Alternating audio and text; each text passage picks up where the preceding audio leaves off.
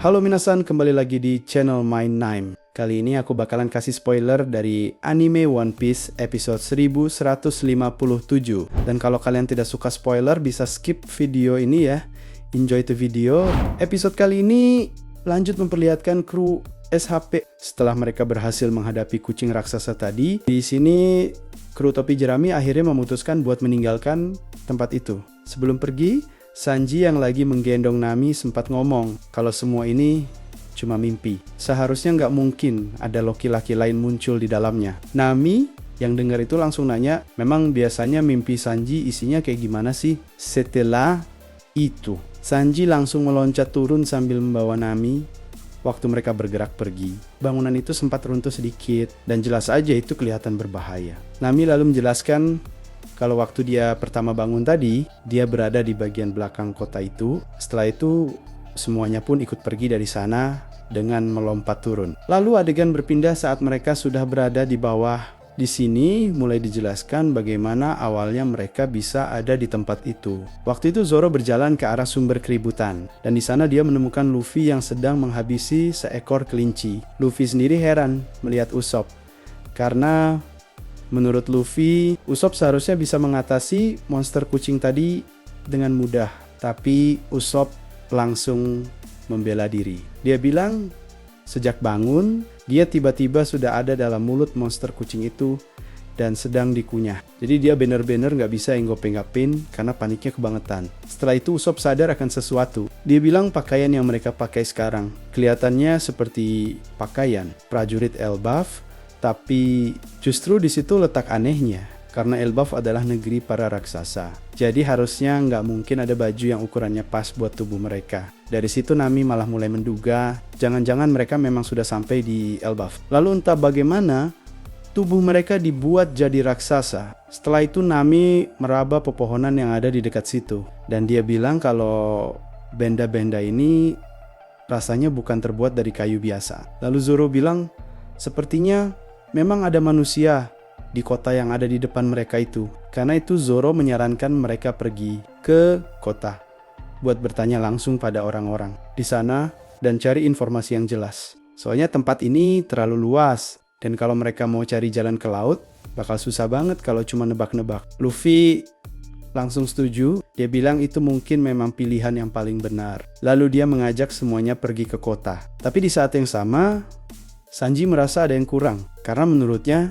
gak semua teman mereka ada di situ. Usopp pun bingung dan nanya dari mana Sanji bisa tahu hal kayak begitu. Sanji lalu menjelaskan ke Usopp kalau radar miliknya gak mendeteksi keberadaan Robin, Nami. Yang dengar itu malah makin heran. Kenapa Sanji bisa begitu cuma dari mengendus kayak anjing. Lalu Luffy kembali ngajak semuanya buat menuju kota dan bertanya pada orang-orang di sana. Luffy terlihat sangat bersemangat. Karena buat dia situasi kayak gini justru terasa seperti petualangan baru. Nami malah heran kenapa mereka semua bisa seceria itu. Padahal mereka sedang ada di tempat yang sama sekali asing. Selain wilayahnya yang terasa sangat luas, Nami juga bilang dia nggak merasakan hembusan angin sama sekali di tempat itu. Sanji lalu nyuruh Nami buat nggak khawatir karena dia ada di sisinya. Saat mereka masih ngobrol, tiba-tiba seekor serangga datang mendekat. Usopp langsung jijik setengah mati dan yang lain juga ikut kaget. Tapi ternyata yang datang bukan serangga biasa. Itu adalah seorang pria bertubuh besar yang sedang menunggangi belalang. Begitu pria itu melihat kru SHP, dia cuma bilang, wah. Lalu bertanya siapa mereka dan apakah mereka orang baru di sini. Tapi Luffy justru nggak terlalu peduli sama orangnya, karena perhatian dia malah tertuju ke belalang yang ditunggangi pria itu. Menurut Luffy, belalang itu keren banget. Di sisi lain, Nami malah teriak karena dia benci serangga. Sementara yang lain langsung membombardir pria itu dengan pertanyaan. Mereka nanya dia siapa, tempat ini sebenarnya apa, dan apakah dia tahu di mana Riken-Riken mereka yang lain berada. Mendengar mereka nanya banyak hal sekaligus, pria itu bilang kalau dia sedang buru-buru. Jadi dia nggak punya waktu buat ngobrol panjang dengan mereka. Pria itu lalu menjelaskan secara singkat. Intinya, seluruh daratan luas itu adalah wilayah milik Dua Matahari. Dia juga bilang kalau dia bekerja untuk Tuan Ischat, penguasa Kastil Big Stain. Begitu dengar itu, Yang lain langsung sadar. Berarti memang ada penghuni lain di kastil itu selain monster kucing tadi. Kru SA sendiri hampir saja keceplosan ngomong kalau monster kucing itu sudah mereka habisi. Tapi pria itu melanjutkan penjelasannya dengan singkat, bahwa tempat ini pada dasarnya adalah negeri para dewa. Setelah itu, pria tadi bilang dia harus segera pergi, karena sang dewa jarum pasti sedang kelaparan. Dia juga bilang keterlambatannya hari ini disebabkan karena kelinci raksasa milik sang dewa telinga ditemukan mati terbakar di pinggir kota. Begitu mendengar itu, semua kru SHP langsung panik dan pura-pura nggak tahu apa-apa. Padahal semua kekacauan itu justru ulah mereka sendiri, termasuk Luffy yang tadi membunuh kelinci raksasa itu. Usopp bahkan sampai buru-buru menutup mulut Luffy, takut Luffy malah ngomong jujur dan bikin keadaan makin repot. Sebelum pergi, pria itu juga bilang kalau mereka lapar, mereka bisa datang ke kota buat mengambil jatah makanan. Tapi dia juga sempat memberi satu peringatan penting. Dia bilang, untuk berjaga-jaga, mereka nggak boleh pergi ke wilayah yang ada di seberang kastil. Luffy pun langsung bingung dan nanya kenapa tempat itu nggak boleh didatangi. Pria itu menjelaskan karena di sanalah kuil Dewa Matahari berada, dan tempat itu dijaga oleh para prajurit yang sangat ganas. Katanya belum pernah ada satupun orang yang berhasil mendekati kuil itu lalu kembali hidup. Begitu dengar penjelasan itu, Nami langsung kaget karena dia tahu banget kalau Luffy mendengar ada tempat terlarang begini, Luffy pasti malah tertarik ke sana. Dan benar saja, sebelum pembicaraan mereka berlanjut, Luffy malah langsung melesat lebih dulu ke arah tempat yang barusan dilarang itu. Semuanya pun langsung panik dan Usopp buru-buru teriak nyuruh Luffy menunggu sambil lari mengejar. Usopp juga sempat cepat-cepat berterima kasih atas informasinya pada pria tadi. Sedangkan Nami dengan wajah manisnya meminta maaf. Pria itu sendiri cuma bengong sambil terpana. Di sisi lain, Zoro justru menangkap poin lain dari penjelasan tadi. Yang paling menarik buat Zoro adalah bagian tentang para prajurit yang sangat ganas. Jelas aja Zoro yang suka lawan kuat langsung tertarik mendengar itu. Sanji pun langsung ngomel ke Zoro karena menurut Sanji, Luffy jadi makin semangat begini juga gara-gara Zoro punya sifat yang sama. Sanji bahkan nyuruh Zoro introspeksi diri. Dan setelah kru SHP pergi, pria tadi baru sadar kenapa di situ ada puing-puing bangunan berserakan. Lalu adegan berpindah ke Luffy. Di sini Luffy berlari ke arah tempat terlarang tadi dengan senyum lebar sambil bilang kalau dia mencium aroma petualangan. Sementara itu Zoro juga sama semangatnya karena dia membayangkan bakal ada lawan tangguh di depan sana. Sedangkan kru SHP yang lain sibuk teriak nyuruh Luffy menunggu sambil bingung kenapa tempat ini bisa seluas itu. Di tengah perjalanan, mereka mulai memperhatikan keadaan di sekitar. Mereka sadar nggak ada rumah warga di area itu. Mereka pun jadi heran. Sebenarnya sejauh apa jalan yang sedang mereka tempuh ini? Dan makin jauh mereka bergerak, mereka mulai melihat kastil di kejauhan. Tapi anehnya, kastil itu malah terlihat sama seperti kastil sebelumnya tempat mereka berada. Lalu Luffy tiba-tiba sadar ada seseorang yang sedang berlari ke arah mereka. Orang itu juga memakai pakaian khas Elbaf, tapi Luffy nggak terlalu peduli dan berniat langsung melewatinya sambil terus berlari. Tapi waktu jaraknya makin dekat, Luffy malah menabrak sesuatu yang ternyata keras seperti cermin. Dan orang yang tadi Luffy kira orang lain itu ternyata cuma pantulan dirinya sendiri. Kaca itu pun langsung retak. Yang lain yang melihatnya sampai mengira langitnya pecah. Semuanya langsung kaget. Zoro bahkan teriak nanya itu barusan apaan. Sementara di desa, dari kejauhan orang-orang juga mulai panik. Ada yang bilang kalau langit di arah kuil tampak retak, dan di sisi sebaliknya juga sama. Para warga pun kebingungan dan bertanya-tanya sebenarnya apa yang sedang terjadi. Apalagi hari itu memang sudah dipenuhi terlalu banyak kekacauan. Lalu adegan kembali ke kru SHP. Setelah kaca itu pecah, mereka semua melihat ke dalam dan langsung dibuat terkejut. Akhirnya mereka bisa melihat dengan jelas bahwa seluruh tempat itu sebenarnya tampak seperti sebuah ruangan raksasa. Dari situ, Nami langsung paham. Dia bilang ini jelas adalah kamar milik bangsa raksasa. Zoro juga langsung sadar kalau mereka ternyata bukan sedang berada di atas kapal. Elbaf, Usopp ikut setuju karena menurutnya jelas gak mungkin ada ruangan seperti ini di atas kapal. Usopp juga bingung kenapa di tempat itu ada kawat-kawat seperti itu. Sanji pun kemudian menyimpulkan, kalau ini memang kamar milik bangsa raksasa, berarti posisi mereka sekarang nggak ubahnya seperti hewan peliharaan yang ditaruh dalam kandang raksasa yang sangat luas. Begitu dengar itu, semuanya langsung terkejut. Tiba-tiba terdengar suara yang mereka kenal. Suara itu bertanya siapa yang ada di sana dan apakah mereka bukan musuh. Lalu minta tolong. Begitu mereka melihat ke arah sumber suara, ternyata itu Chopper. Chopper langsung menangis sambil berteriak lega karena akhirnya dia bisa bertemu teman-temannya lagi. Nami lalu menenangkan Chopper dan bilang kalau sekarang semuanya akan baik-baik saja. Setelah itu Chopper langsung menjelaskan kalau belenggu yang mengikat lehernya sangat keras dan dia nggak bisa melepasnya. Chopper juga bilang tadi dia sempat mengira dirinya bakal mati. Nami pun malah bilang kalau dengan begitu Chopper sekarang jadi berutang padanya. Chopper langsung kaget dengar itu. Usopp pun nyeletuk ke Nami.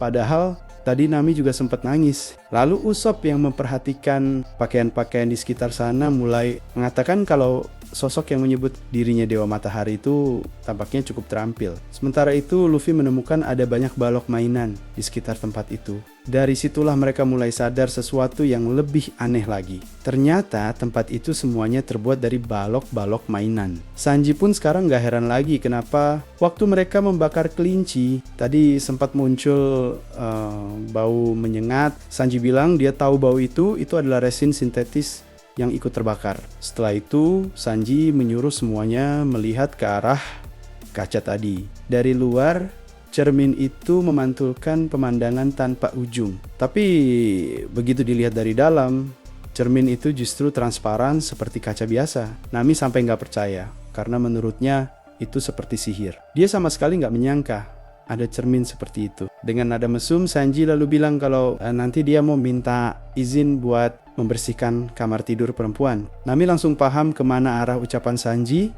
Lalu dia menendang Sanji sambil bilang jangan memasang kaca seperti itu di dalam kamar. Zoro kemudian menyimpulkan berarti memang ada raksasa yang punya hobi aneh seperti ini. Dia menduga mungkin raksasa itu suka menaruh manusia dan hewan ke dalam negeri balok mainan untuk diamati. Usopp merasa itu adalah hobi yang benar-benar menyeramkan. Lalu Usopp sadar kalau begitu jengkinin mereka memang ada di Elbaf sekarang. Dan ruangan ini adalah salah satu rumah milik raksasa yang ada di negeri Elbaf. Mendengar itu Luffy malah justru senang. Tapi Nami mulai bicara serius. Dia bilang semua itu belum pasti. Dan satu-satunya hal yang jelas sekarang adalah kamar ini memang milik seorang raksasa. Karena itu, menurut Chopper, mereka harus segera mencari cara buat kabur dari sana. Lalu mencari tahu keberadaan Riken-Riken mereka yang lain. Dan pergi sebelum sang raksasa kembali. Usopp pun menyarankan lebih baik mereka ke kota buat mengumpulkan informasi. Tapi, buat berjaga-jaga, mereka harus berusaha menghindari pertumpahan darah dengan bangsa raksasa. Gak peduli seaneh apapun raksasa yang mereka temui nanti. Usopp juga langsung mengingatkan Luffy soal itu. Tapi sebelum Usopp selesai bicara, perhatian mereka langsung teralihkan. Di hadapan mereka tiba-tiba muncul seekor ular besar. Usopp langsung sangat kaget dan buru-buru nyuruh Luffy cepat menghabisi makhluk itu. Bersamaan dengan itu, mereka juga sadar ada tikus raksasa di bawah mereka. Dan di atas sana, ada seekor burung gagak. Semuanya pun mulai bertanya-tanya. Jangan-jangan makhluk-makhluk inilah yang tadi dimaksud sebagai prajurit kuil. Meskipun mereka sendiri nggak tahu bagian mana sebenarnya yang disebut kuil di tempat itu. Lalu karena tadi Luffy sudah memakan kelinci, Luffy pun disarankan sekalian saja menghajar semua hewan itu. Lalu adegan berpindah ke lorong lain. Di sana terlihat seseorang berjubah merah sedang berjalan sambil membawa tongkat berlambang matahari. Dan orang itu sedang menuju ke ruangan tempat kru SHP berada. Di sini orang itu mendengar suara kepanikan dari dalam. Dia mendengar kru SHP sedang nyuruh Luffy jangan main dan menyuruhnya menghabisi para penjaga. Dalam satu kali serangan karena bisa gawat kalau Dewa Matahari sampai kembali. Dia juga mendengar kalau ruangan itu mulai terbakar. Setelah itu orang berjubah merah tadi pun masuk ke dalam ruangan. Dan dia langsung sangat terkejut karena kondisi di dalam sana sudah benar-benar kacau. Usopp pun sadar kalau orang itu datang dan ternyata dialah si Dewa Matahari. Usopp langsung memberitahu Luffy kalau Dewa Matahari sudah kembali dan mereka harus cepat kabur. Tapi Luffy tetap santai. Sambil masih menghadapi para penjaga, Luffy bersiap mengeluarkan serangannya. Dia lalu melepaskan serangan Gomu-Gomu nomor Twin Pistol ke arah ular itu. Pukulan Luffy menghantam kepala ular tersebut dengan keras, dan ular itu pun langsung terkapar. Luffy dan yang lain pun langsung lanjut kabur. Sambil berlari, mereka sempat bilang kalau raksasa itu besar banget, dan penampilannya juga terasa sangat mencurigakan. Di tengah pelarian, mereka bisa melihat dengan lebih jelas kalau ular yang tadi dihajar. Luffy memang ukurannya luar biasa besar, dan penampilannya juga makin kelihatan gak normal. Lalu saat melarikan diri, mereka bertemu lagi dengan monster kucing tadi. Monster itu tampak marah dan hendak menyerang mereka. Tapi dalam sekejap, kucing itu malah berhasil ditaklukkan dan ditunggangi oleh kru. SHP Chopper kemudian menerjemahkan apa yang dikatakan si kucing. Katanya kucing itu mengancam mereka dan bilang awas saja nanti. Tapi Nami bilang gak usah dipikirkan. Lalu dia menyuruh semuanya melihat barang yang dia bawa. Memang dia gak menemukan harta karun, tapi dia berhasil menemukan gambar denah negeri balok mainan itu. Sanji langsung paham maksudnya. Itu artinya benda yang dibawa Nami adalah peta. Di saat yang sama, Zoro bilang kalau Dewa Matahari sudah datang. Si Dewa Matahari marah besar dan berteriak, beraninya mereka merusak negara ciptaannya. Nami langsung nyuruh semuanya bersiap, karena kalau mereka terus lari seperti ini, mereka bakal menabrak cermin lagi. Menuruchi Nomi. Kalau mereka bisa menghancurkan cermin itu, sekalian dengan dinding di baliknya, mungkin mereka akan berhasil keluar dari sana. Luffy langsung setuju dan bilang ayo keluar dari tempat itu. Jadi sambil terus dikejar, mereka melaju kencang di atas kucing itu menuju cermin untuk mencari jalan keluar. Selama pengejaran itu, para warga yang melihat dari kejauhan benar-benar terkejut. Mereka melihat Dewa Matahari sedang bergerak dan mulai bertanya tanya. Apakah dia sedang murka? Sementara itu, Dewa Matahari terus berteriak kalau dia nggak akan membiarkan mereka lolos. Orang-orang di sana langsung panik melihat Dewa Matahari marah. Mereka mencoba menenangkan diri, tapi di balik retakan yang muncul di langit, mereka juga bisa melihat kobaran api. Semua pun diliputi kecemasan. Bahkan ada yang sampai berkata, jangan-jangan dunia akan kiamat. Tapi Dewa Matahari justru makin emosi. Dia bilang dia sama sekali nggak akan memaafkan para Leaf Doll itu, yaitu kru SHP. Karena mereka sudah berani merusak kamarnya. Tapi dia langsung sadar kalau keceplosan. Lalu cepat-cepat mengoreksi ucapannya dan bilang maksudnya kuilnya. Dia juga sempat keceplosan bilang mereka menyerang peliharaannya. Lalu buru-buru mengoreksi lagi menjadi pengikutnya. Di sisi lain, Luffy dan yang lain tetap kabur. Nami bilang makhluk yang mengaku dewa itu benar-benar menyeramkan. Bahkan menurut Chopper, sosok itu lebih mirip iblis daripada dewa. Lalu Usopp menunjuk ke depan dan bilang ada kota di depan mereka. Lalu nanya apakah mereka bisa melompat ke sana. Luffy sendiri baru sadar kalau tempat ini ternyata memang benar-benar tersusun dari balok mainan. Setelah itu mereka menyuruh kucing itu buat melompat. Para penduduk di bawah langsung kaget melihat monster kucing itu melompat dari atas. Dan ternyata nama monster kucing itu adalah Isket. Di saat yang sama, Luffy malah ngomong santai kalau si Dewa Matahari itu udah copek-copek bikin semua ini. Jadi sebaiknya jangan dihancurkan. Tapi si kucing tetap ngamuk dan terus menghancurkan bangunan sambil berlari. Di belakang mereka, Dewa Matahari terus mengejar sambil berteriak menyuruh Ischat berhenti. Dia juga marah pada Isket karena malah membantu kru SHP. Usopp sendiri malah senang karena menurutnya dengan naik kucing itu mereka jadi bisa cepat sampai ke ujung dunia miniatur tersebut. Tapi Luffy heran, bukannya tempat ini tadi masih terasa sangat jauh.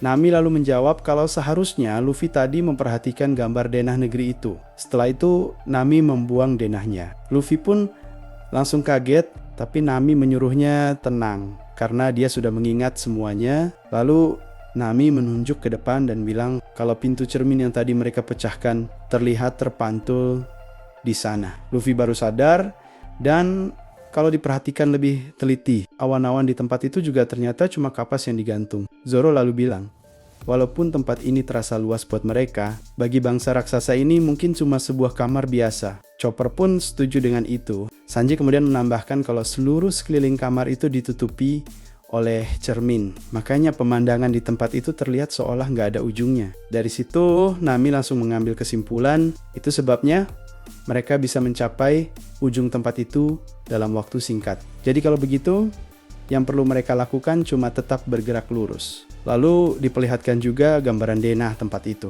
Di situ terlihat kalau sekarang mereka sudah melewati separuh luas negara buatan tersebut. Di dalam denah itu ada kota, hutan, mata air, pohon raksasa, dan cermin. Jadi sekarang mereka benar-benar tahu jalur buat keluar dari sana. Tapi Dewa Matahari juga mulai sadar kalau mereka sudah melihat denah tempat itu. Dan dia mengira mereka benar-benar berniat menghancurkan dunia ciptaannya. Lalu dia mengangkat sebuah jaring dan bilang kalau awalnya tempat itu memang merupakan kurungan bagi bangsa raksasa. Zoro juga langsung melihat benda di tangan Dewa Matahari dan bilang itu adalah jaring. Begitu mendengar itu, Sanji langsung sadar kalau cara bicara orang itu aneh. Lalu bilang kenapa dia ngomong seperti samurai. Dan sesaat kemudian Dewa Matahari langsung menangkap semuanya dengan jaring itu. Dia bilang tempat ini dibuat sedemikian rupa sehingga bahkan bangsa raksasa pun gak bisa melarikan diri. Jadi sekalipun mereka berhasil sampai ke ujung dinding, mereka tetap gak bakal bisa menghancurkannya. Dan ujung-ujungnya cuma bakal menemui jalan buntu. Jaring itu langsung menutupi Ischat dan yang lain. Luffy langsung kesal dan marah. Kenapa si kucing gak menghindar? Sampai para warga yang melihat kejadian itu juga ikut kaget dan bertanya-tanya kenapa. Ischat bisa ada di situ dan siapa orang-orang yang naik di atas tubuhnya. Di saat yang sama Zoro dan Sanji sudah siap buat membebaskan diri. Zoro bilang ayo cepat, dan Sanji juga nyuruh mereka terus bergerak. Lalu Zoro dan Sanji langsung menebas jaring itu. Kucing itu pun berhasil lolos dan langsung melaju lagi. Melihat itu, Dewa Matahari langsung sangat terkejut. Dia bilang mereka ternyata bisa menebas kawat besi, tapi menurutnya itu percuma karena Dewa Telinga yang ganas sudah menunggu mereka di depan. Lalu salah satu bawahan si dewa melapor. Mereka bilang kalau sebenarnya Dewa Telinga sudah mati. Setelah itu diperlihatkan kerangkanya. Mereka bilang makhluk itu baru saja ditemukan dalam keadaan terbakar sampai mati. Karena sebab yang gak diketahui, mereka bahkan menduga ini adalah pertanda akan datangnya sesuatu yang sangat buruk. Apalagi sekarang juga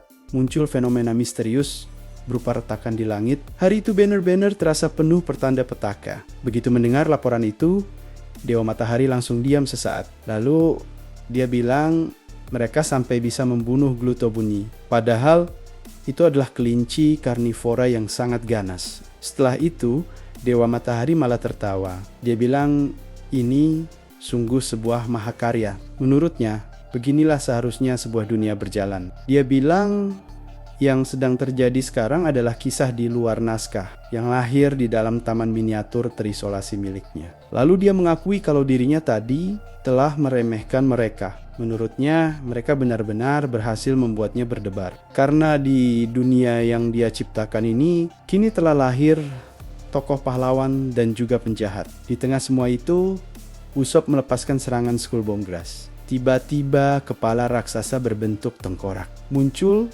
dan menghantam area yang ada di depan mereka. Tapi setelah serangan itu, Usopp langsung bilang, nggak bisa. Memang cerminnya sudah pecah, tapi dinding di baliknya ternyata masih ada. Usopp juga bilang, ketebalan dinding itu lumayan parah. Tapi Luffy dengan santai langsung bilang biar dia saja yang urus. Sementara itu, si Dewa Matahari makin kagum. Menurutnya, ini benar-benar luar biasa dan terasa seperti puncak dari segalanya. Dia bilang dia sangat menyukai Bonko-Bonka yang mencoba menentang takdir. Walaupun sebenarnya mereka tetap nggak berdaya karena kehampaan dan keputusasaan juga merupakan bagian dari dunia. Menurutnya, keputusasaan dan kekosongan memang seharusnya ada di dunia. Lalu, Si Dewa Matahari membentangkan kedua tangannya sambil berkata kalau saat ini sejarah sedenggi tercipta di dunia kecil itu. Menurut dia, itulah kehebatan dari dunia miniatur ciptaannya dan juga kehebatan para Lifdal, G, Sisi Lane. Para warga di sana menyadari kalau jalan keluar dari tempat itu sudah terbuka. Mereka bilang ini mungkin kesempatan sekali seumur hidup buat melarikan diri. Lalu mereka berniat memanggil semua orang. Sementara Luffy yang melihat tingkah Dewa Matahari justru bingung. Karena makhluk itu malah tertawa-tawa. Sementara itu Dewa Matahari masih terus bicara dari atas sambil memandang semua itu dari telapak tangannya. Dia bilang walaupun Hajrudin mengakui mereka, dia sendiri tetap gak akan mengakuinya. Lalu dia bertanya, jadi sekarang apa yang akan mereka lakukan? Begitu dia bilang begitu, Usopp langsung bergerak menyerang. Kali ini Usopp memakai serangan pamungkas Green Star. Di saat yang sama, Dewa Matahari masih berdiri dengan tongkatnya, seolah sengaja menantang mereka semua. Lalu dia bilang, dia bersyukur sudah menemukan mereka. Dia bahkan mulai memanggil mereka satu persatu dengan sebutan aneh, seperti Luffy-Tazo, Zoro-Tazo, Nami-Tazo, dan yang lainnya. Nami langsung heran. Dia nggak ngerti kenapa orang itu bisa tahu nama mereka semua. Sementara Chopper malah bingung. Tazo itu sebenarnya apaan? Lalu Luffy pun bersiap membuat lubang dengan kekuatan Gear 4 yang difokuskan di tangannya. Lengannya langsung membesar dan ditarik ke belakang. Di sisi lain, Nami sempat nanya ke Usopp kalau sesuatu yang disebut bencana alam itu kan biasanya bukan salah siapa-siapa. Ya, Usopp membalas kayaknya memang begitu. Karena gempa bumi, banjir, atau petir biasanya nggak terjadi karena ulah seseorang. Tapi menurut Nami, orang itu, si Dewa Matahari, sudah bikin mereka susah setengah mati. Dan Nami jujur bilang kalau dia benar-benar marah pada orang itu. Usopp pun setuju, tapi tetap mengingatkan sebaiknya mereka jangan sampai ikut mengacaukan urusan bangsa raksasa. Di saat yang sama, Sanji juga mulai terbakar emosinya. Dia bilang dia sangat paham perasaan marahnya Nami. Dan dia sendiri juga benci pada orang itu. Karena sejak tahu si dewa itulah yang mengganti pakaian Nami. Sanji jadi nggak bisa berhenti membayangkan hal itu. Sanji bahkan sampai ngomong kalau dia bakal mengubah orang itu jadi daging cincang dengan tendangannya. Tapi Nami langsung bilang gak usah sampai segitunya. Walaupun begitu, Nami yakin orang itu nanti bakal menerima hukuman dari langit. Lalu adegan berpindah memperlihatkan burung gagak milik si dewa, yaitu Mugen, dateng sambil membawa kapal kru SHP, Dewa Matahari itu. Lalu bilang lagi-lagi, Mugen membawa sesuatu, yang berarti burung itu memang sering mencuri atau membawa kapal orang lain. Dan disitulah akhirnya terungkap kalau sosok Dewa Matahari itu ternyata adalah Road, salah satu kru Hajrudin. Begitu Road melihat isi kapal itu, dia langsung sangat terkejut karena kapal itu adalah kapal milik kelompok bajak laut topi jerami. Road pun bingung setengah mati kenapa mereka bisa ada di situ. Padahal seharusnya para prajurit raksasa sedang pergi untuk menjemput mereka.